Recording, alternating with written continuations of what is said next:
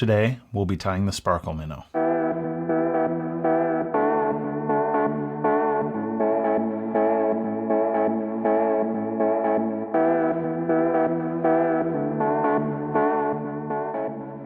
Hey everyone, Matt here with the Northern Angler. We're a small, independent fly shop located in Traverse City, Michigan. You can learn more about our fly shop and full guide service at thenorthernangler.com. The sparkle minnow is just one of those flies that demands attention. Just like its name would suggest, it is full of flash. It's not too tough to tie. Today we're actually going to do a variation of the original using a few materials to simplify things. We're going to play with some brushes today. So let's go ahead and talk about what materials we'll be using and jump right in. For the hook, today we're using a Daiichi 2461. We're tying on a size 1, but you can go all the way up to 1/0 if you like. Up near the eye, I have a brass cone with a few wraps of lead wire just to hold it in place. I think copper goes really well with olive in Michigan waters. For the tail, we're using 2 different colors of marabou, white underneath and olive stacked right on top. For a little bit of flash accent coming off the back, we're using both Flashabou and Crystal Flash because they catch light in 2 different ways and they look really good. For the body, we'll use the MFC Sparkle Minnow Body Brush. There's great colors of these brushes and they make this fly a breeze to tie. Underneath, for that underbelly, I'm mixing 2 different colors of Ripple Ice Fiber. Today I'm using UV Pearl and white. And to finish this off, I'm using Ice Wing in a dubbing loop right up against the cone. But know that you can substitute just about any flash material you have.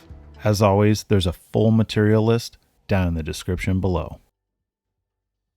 All right, go ahead and add your hook securely to the vise. Here I've already added a large brass copper cone and about 6 wraps of wire just to hold it in place. I don't like weighing these down too much, otherwise they just end up nosediving on that pause. Start your thread behind that wire. You can build up a little cone there if you want. It's not a huge deal here. We're going to fill that gap with some other stuff. Work your thread back to the barb, or excuse me, the point. At this point, we're going to tie in our tail material. We're using marabou, and we're going to do 2 colors. So first I'm going to grab a plume of white, and when you're doing 2 colors, you don't want to go too thick. Otherwise, it will just be this giant crazy tail. So grab your white marabou, measure beyond a shank. Usually I like to use a shank and like a 1/4 or something like that. Work my thread back to that barb. I use a pinch wrap here just to keep this material on top of the shank. Do about 3 wraps. And then I'm going to lift this and go to the shank. And if any of you have issues with material spinning, do this step. Add a few wraps straight to the shank and then back to the material. It'll make a huge difference for you. Next I'm going to grab a piece of olive. You can see I need to strip some of this material off the stem. You can line these up and tie them ahead of time if you want, or pair them up if you want. I'm not worried about that too much because I'm going to line it up right here. Make sure my tips are all good, aligned there. Transfer that measurement. Wrap back on it just a little bit. Come forward again. I'm going to go to the shank, to that white, and then I'm going to work on top of these. Try and keep them on top. This green one has a lot of stem to it. Right up to that lead wire. You know what I'm going to do? I'm going to cheat. I'm going to cut it ahead of time. Work that right up there, and that'll help fill this gap between that wire and the shank. And everything's pretty seamless. The underbody is not going to show at all, so don't worry about filling that in, having it perfect. I like to wet my thumb and index finger here. You can get a glass of water if you want. Wash your hands. And then just preen that marabou back just so it stays in place. I'm going to work my thread so it's right at the point. And here I'm going to tie in a little bit of flash. We're going to use some Crystal Flash here. I'm going to take 1 strand and cut it in half. fold it, add it to the side here. Do the same on the other side. Try and minimize your thread wraps here. You don't want to build up too much in the back end. Great, and then I'm going to add some Flashabou. We're going to use copper here. I think copper is just one of those colors that fish love in Michigan. So if you can have the opportunity to add copper to your fly, you should do it. Same process. Working that back.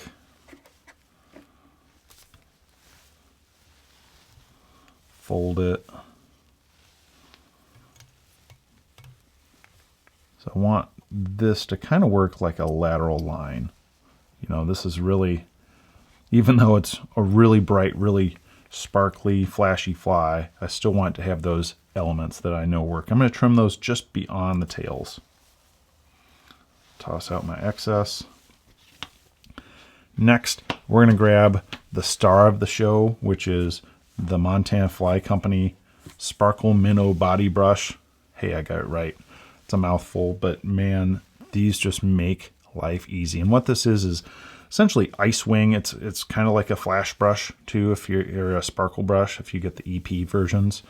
I really like these. They just make it so easy to crank a ton of these out in a hurry, and this is really shines as a guide fly.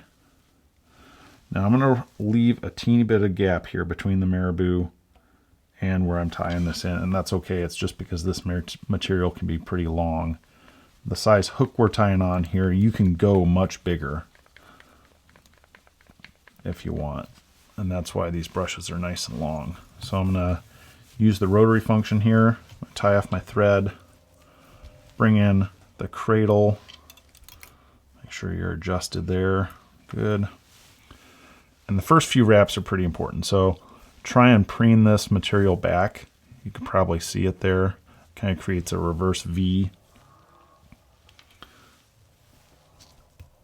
And from there, I'm just kind of working a rotation and then preening. Rotation, preen, rotation, preen. And that's kind of the process that works the best for this. And you don't have to get crazy. It doesn't have to be, you know, wrapped on top of each other, but touching wraps or very closely spaced wraps are ideal here. It's going to give you a nice full body. And you're going to work up towards the cone. It's going to look like a mess. Don't worry. We will comb it all out. I like to really leave myself a little bit of space up at the front here at the cone, and that really helps me finish this fly off. If you want, you can keep cranking this and really try and jam it in there, but tying it off, you're going to end up with a gap, and that just drives me bonkers. It shouldn't matter. The fish don't care, I know, but I care. All right, I'm going to come in, put 3 wraps on top, 3 in front, 3 on top again, and we're tied off. Grab some junk scissors if you have some, so you can trim this, otherwise you will dull out your scissors, guaranteed. And wrap back on it a little bit. That's going to be really helpful. If you can, grab a little brush, whatever you have.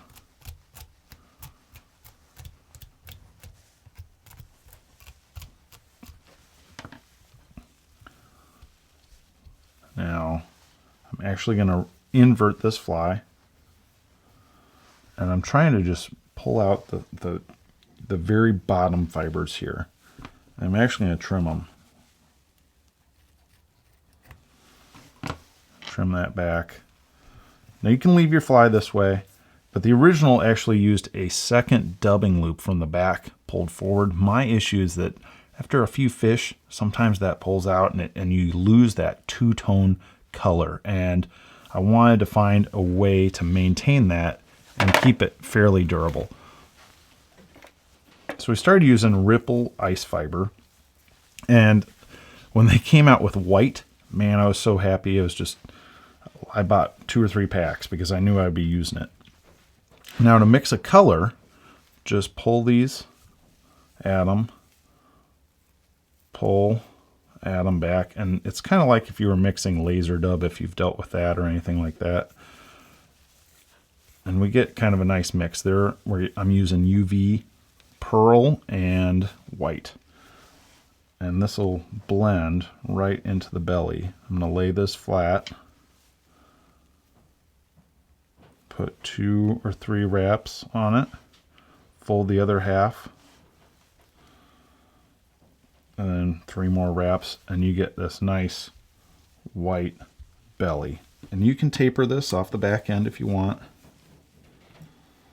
If it's a little long on you, that's okay. It's not perfect. Just try not to have any straight cut lines because that looks really unnatural.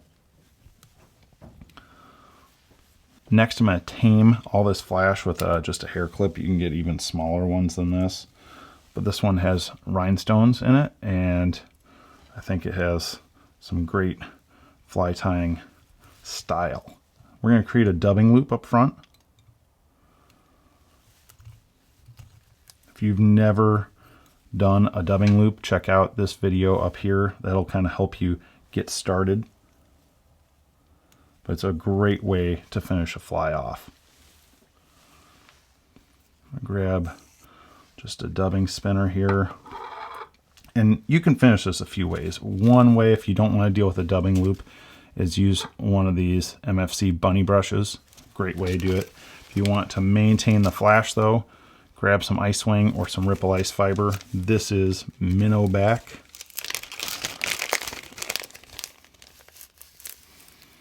I'm just going to grab a clump. It's a giant mess, I know, look at that, but I'll show you what to do with this. First of all, pull it apart a little bit.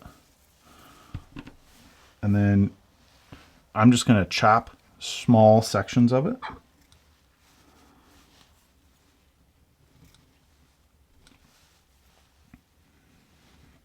I'm going to take those small sections, I'm going to put them in this dubbing loop. I'm going to add a little bit more. I'm even going to take the belly fibers that I chopped off earlier, because that's all great flash material. I'm going to add it into this loop. I'll hold this pretty much horizontal. You don't want to hold your thread vertical, it's just going to get mixed up. I'm kind of mix these together in the thread a little bit. I'm going to pull this apart, spread it out. I'm going to give it a nice spin. I like to use a bodkin to pick these apart. Some of those really abrasive brushes can pull out a little bit too much material, I think, and then you look a little thin up front.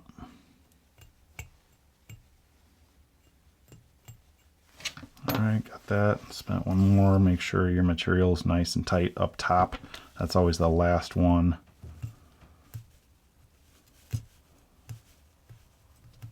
There we go. Pick some of that stuff out.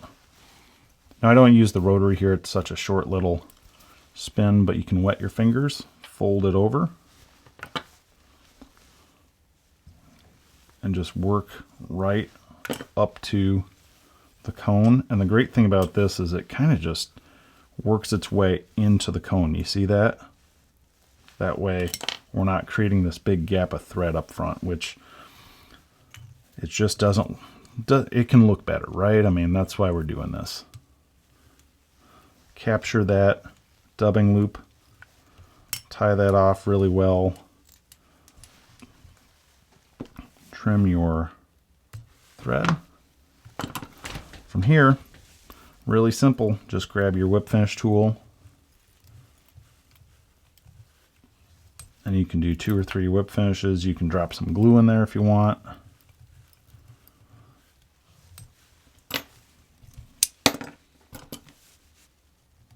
Trim your thread, comb it out.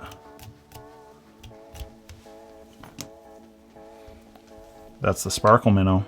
That's it for us today. Thanks so much everyone for watching. I hope you get a chance to tie a few of these up. and go try them on the water. We'd love to hear what you think about this tutorial and how this fly works for you on the water.